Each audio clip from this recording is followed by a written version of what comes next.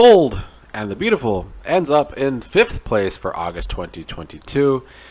Kind of climbing again in my rankings. I don't think it's going to stay there, but I do feel like the first half of August was some classic soap opera from Bold and the Beautiful. Bradley Bell's writing, it's not that good, and we know it gets very redundant, and we know he loves his triangles too much that get very boring, and that the writing is just whiplash speed, but when it's good, it's very entertaining. The big part of why is that they actually got to go on location. They went to Monaco to do the Steffi and Finn reunited scenes, and it looked amazing, and it looked like classic soap opera, and it really made that couple feel like classic soap opera. Taylor and Ridge were also there, which helped a little, but also kind of detracted from it, because the Taylor Brooke Ridge triangle is a weak point, which I will get to, but I really did like the Monaco scenes because it just felt like classic soap opera.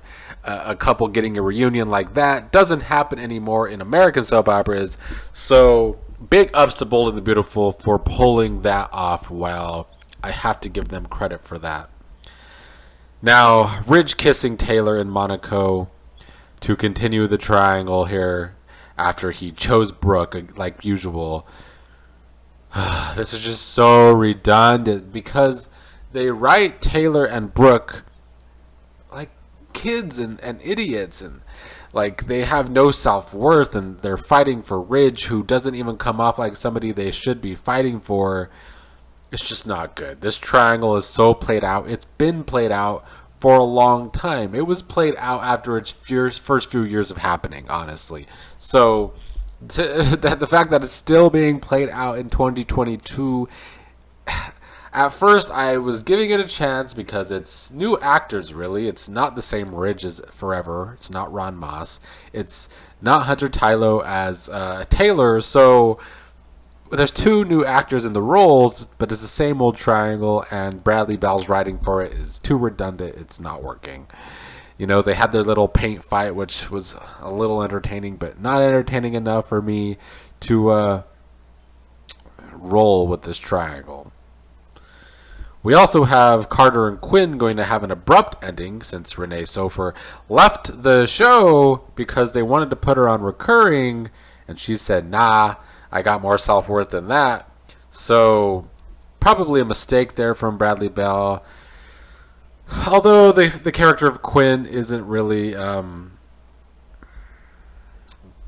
good anymore, not gonna lie. I enjoy the actress a lot, and I liked Carter and Quinn the first go round until they made it weird because it looked like a whole race thing, like the white man is letting being a cuckold to Carter. It was a whole thing that got gross after a while, and then now that they've got back together, it was written poorly as well and made the character of Carter look really bad, and now Quinn's just gonna leave and the character of Carter looks dumb and bad. So the whole situation, not good going forward. It's one of the many reasons why I don't think Bold and the Beautiful is going to stay this high in my rankings, but I just need some of these soaps below in the rankings to step up because Bold can be more entertaining than them. That's the big facts. And the biggest fact is because of Deacon and Sheila. That's just what it is for me. When we get Deacon and Sheila together, this little villainous couple that causes havoc to each other and to others, it becomes entertainment to me. That's some soap opera entertainment to me. Now, there's some stupidity with it because of Sheila's wig and her mask that looks like her own face. That makes no sense. And how Deacon and even Hope doesn't recognize that it is Sheila makes no sense because it looks just like her except in a really bad wig and stupid glasses. It looks just like Sheila, but okay. They have to dumb down characters to make villains work. It's something I don't enjoy about soaps.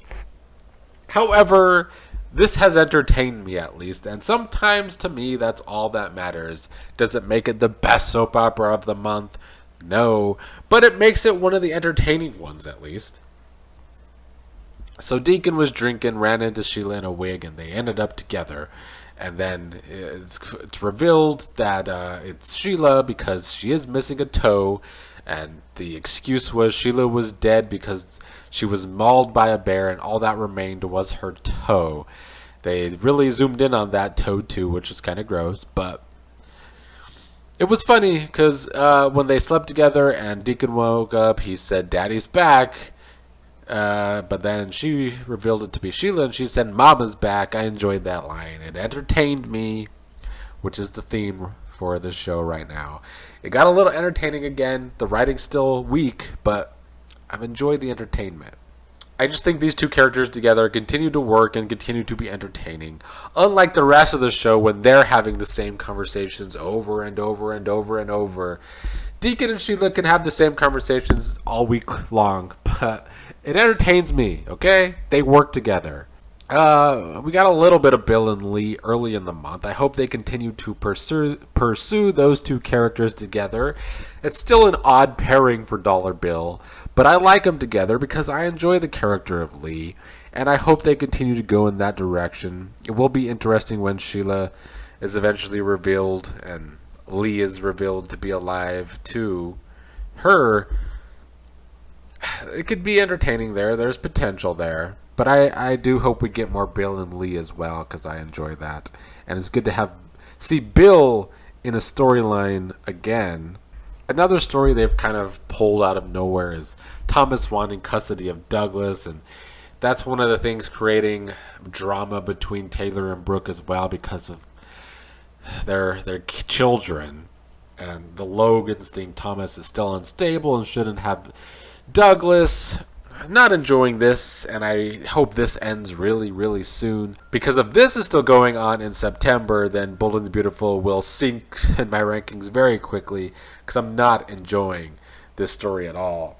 The writing for Thomas is just never good on this show, and I don't understand why, because I think the character is very viable. Really where they went wrong is not pursuing the whole Paris and Thomas thing, because I think that was really clicking. And then they just wrote everyone poorly.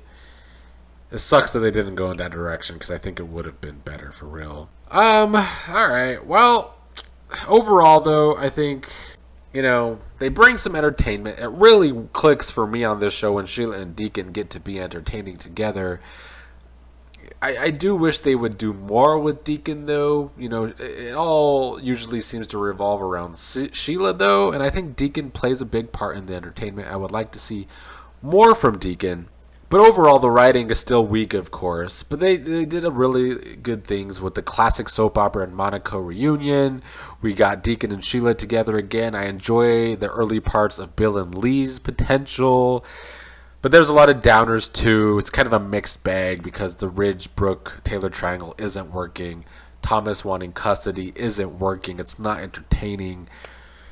So we'll see what we get in September. We never know with this show because it moves so fast sometimes and we get random things. It keeps you on your toes despite the redundancy, but it could also go very much downhill very fast too.